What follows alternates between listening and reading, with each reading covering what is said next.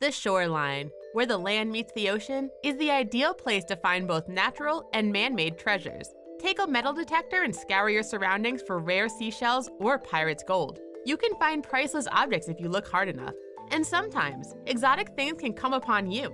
Every now and then, odd and alien creatures wash ashore and can't always find a way home. The Hub's got an up-close look at these amazing, creepy, and beautiful organisms. They're living, organic discoveries, and they make up the 10 biggest washed-up creatures removed from beaches. Like a red buoy directing you to the perfect swimming spot, the subscribe button will lead you to more Hub content, dredged up from the bottom of the sea. Globster, Indonesia. In the first half of 2017, this news story made waves, no pun intended, as the unidentifiable remains of a gigantic creature was found on the shore of a remote inlet in Indonesia. Washing up on the beach of Maluku province, this beast was 50 feet long and appeared to have protruding tusks from what witnesses thought must have been the creature's face. When it was first found, a local fisherman thought it was an overturned boat, until he got a closer look at the smelly thing. Based on what appeared to be tentacles sticking out from the monster's body, he guessed that it could be the remains of a squid, but the rumored tusks were later determined to be the bony baleen plates of a whale. Such protrusions are used by baleen whales to swim through schools of small fish and catch prey, like a sort of netting. Although the reason for its mooring is unknown, the bacteria gathered inside of the whale caused it to inflate, stinking up the area with pungent odors, and it created quite a mess for the local population to clean up. Left to their own devices, those who call the Maluku coastline home would probably need to recruit boat owners to the area just to tow the thing out to sea and clean the now murky waters. Manatee, the Philippines. Elsewhere in Asia, a 20-foot-long mystery mammoth showed up on a beach in the Philippines. Another globster, which is the term for an amorphous blob that deceased whales become after they start to show their inner fibers. The scientists in the area had a hard time deciding which species of whale this was, as fin whales, blue whales, humpback whales, and minke whales frequent the currents surrounding the island nation. However, Lucy Baby, the chief scientist with a leading animal charity, posed that this unidentified lying object was probably a manatee. At around 6 meters long, without factoring in a missing tail section, this is one large manatee. Also known as sea cows, these friendly mammals eat only seagrass and other greenery, and usually measure around 15 feet long. Though they team up with mates for reproducing, and mothers take close care of their young, they tend to spend their adulthoods in solitary states, so it's not hard to imagine a large lone manatee out for a long swim on his own when he comes down with a bad illness, or is struck by a ship and drifts ashore. The local community would need to recruit a special service to get the remains removed, without contaminating the area more than it already is. Megamouth shark, the Philippines. A lot can happen in a century. Populations can rise and fall, countries can grow and change, and families can go through entire generations. While reaching the age of 100 is quite the achievement for us humans, megamouth sharks probably wouldn't be cognizant of their centennial, which is a shame because these creatures of the deep could probably use the light from 100 birthday candles on account of how deep, dark parts of the ocean they call home. With a gaping mouth, their name and facial features may make them seem rather imposing. Yet when the citizens of the Barangay Maringdon beaches in the Philippines found a 5-meter-long megamouth drifting in shallow waters, they named him Toothless in spite of his 50 rows of teeth. Once beach, excited scientists celebrated the prospect of studying this specimen, as only 64 human interactions have ever been recorded with this species. Although rarely seen by previous generations, future Filipinos will be able to visit him regularly at the Albany Park and Wildlife Center. The megamouth has a preferable end to the shark from Jaws. Ending up in a museum seems much more pleasant than biting onto an oxygen tank while chasing after the pesky local sheriff. Lion's mane jellyfish, New Hampshire. New Hampshire is home to quiet New England towns and scenic park settings. Unfortunately, a recent trip to the beach saw chaos break out for 150 beachgoers. Known as one of the largest jellyfish species to swim in the waters around North America, a particular lion's mane was moved by the current through a sea of bathers swimming in the popular Wallace Sands State Park of Rye, New Hampshire. According to a biologist affiliated with Baltimore's National Aquarium, lion's mane jellyfish can have trails of thousands of tentacles, ending in a venomous stinger. While this particular animal had expired, it broke apart as park employees tried to remove it from the water, and its still potent stingers drifted towards the shallow and populated shore. Luckily for most of the afflicted visitors, a solution of baking soda and vinegar was all that was needed to nullify the venom, and only 5 of the 150 stung needed to be hospitalized. At the size of a trash can lid and with tentacles extending around 25 feet, this lion's mane jellyfish had a wide range, but couldn't compare to a similar specimen who washed ashore in 1870 with a length of 150 feet. Pilot whales, New Zealand. Most animals who wash ashore have hit land after it's too late. At this point, they're usually beyond saving. In New Zealand, on the other hand, when 400 pilot whales were stranded on an isolated beachfront, bystanders jumped into action and managed to save 100 of the poor animals.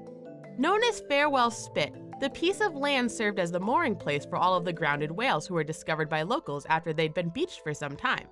While it was too late for many of the lost sea mammals, rescuers were able to coordinate a team effort, pushing the survivors back out into deeper waters. Sadly, the whales soon beached themselves again, further down the beach later that night. All these whales were found the next day, and dedicated citizens created a human knot along the shore so that the whales wouldn't ground themselves back on land again. Their dedication kept the whales off of dry sand long enough for them to find a separate herd of pilot whales who knew the depths of the region and steered the surviving whales out of danger.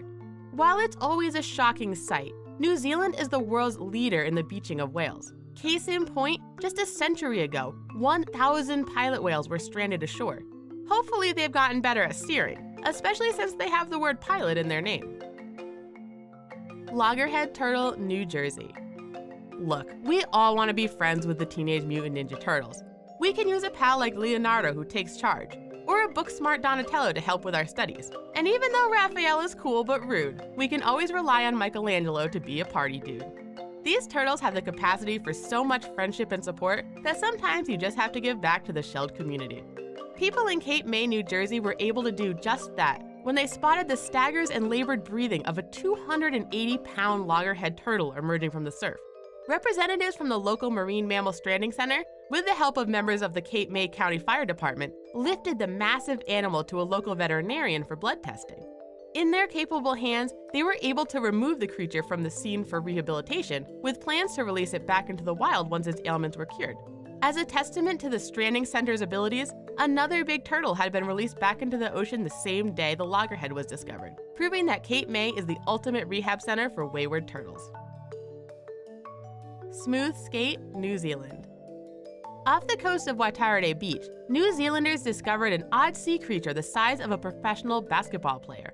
This 6'6" creature, the color of pearls, displayed a waxy head of stiff cartilage and a long, snaky spine indicative of a smooth skate. In case you're confused, these beach denizens didn't find a slender rollerblade or an appropriately nicknamed jazz musician on the beach. Instead, they found a smooth skate, which is the name of a bottom-feeding long fish that dwells in the dark, seedy underbelly of New Zealand's coastal waters. Not yet on the endangered species list, these skates are considered to be threatened by the International Union for Conservation of Nature. Thanks to a slow rate of puberty, these creatures are often caught before maturity, limiting the smooth skate's reproduction opportunities and leading to a near crisis in the population.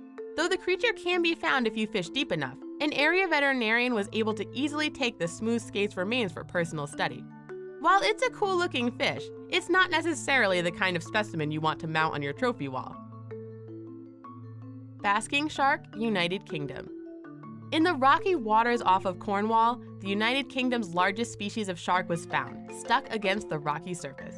The basking shark is the second biggest shark in the world, and this particular fish was a mean 25 feet long. Cornwall's Marine Strandings Network was dispatched to get a closer look at the shark, determine what caused its beaching, and see what else could be learned about basking sharks as a whole.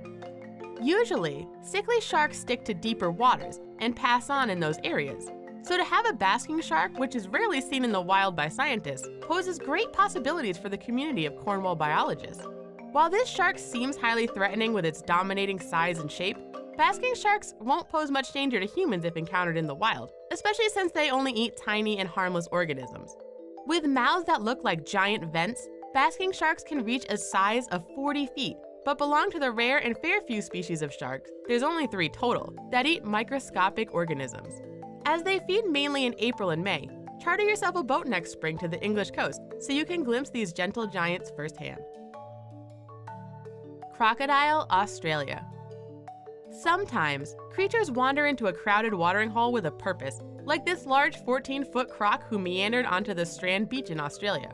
As a saltwater crocodile, this behemoth waltzed across the sand, heading towards a nearby playground before it was detained by park officials, who subdued it with a specially made croc-catching hook. Acting like a fisherman's hook, it grabs onto the crocodile's skin so the hook's operator can have some control over the croc's movements. At 50 years old with a missing eye and only 3 teeth, this croc's seen better days. But local ranger and crocodile expert Michael Joyce said that he's one tough and successful bugger. According to Joyce, these animals spend their lives bickering over turf with other crocodiles, and usually ones that are half a century old or more tend to have more scars and less limbs than this curious guy. Still, it took 2 hours and 8 men for the park's team to wrestle with and eventually capture the irate animal before muzzling and transferring it to a nearby zoo for study.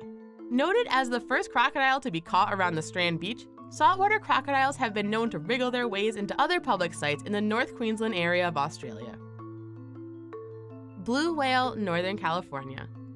We often hear about a variety of types of whales beaching themselves on a variety of types of shores, but rarely do we hear about the king of all mammals finding a way inland.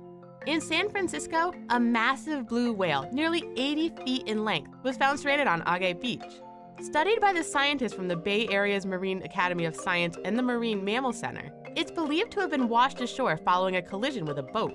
This type of situation can happen in the Bay Area, especially during migration season, which has led to an initiative by ships in the area to travel at low speeds when near the Golden Gate Bridge and associated shorelines to limit the number of boat-to-whale collisions that are possible.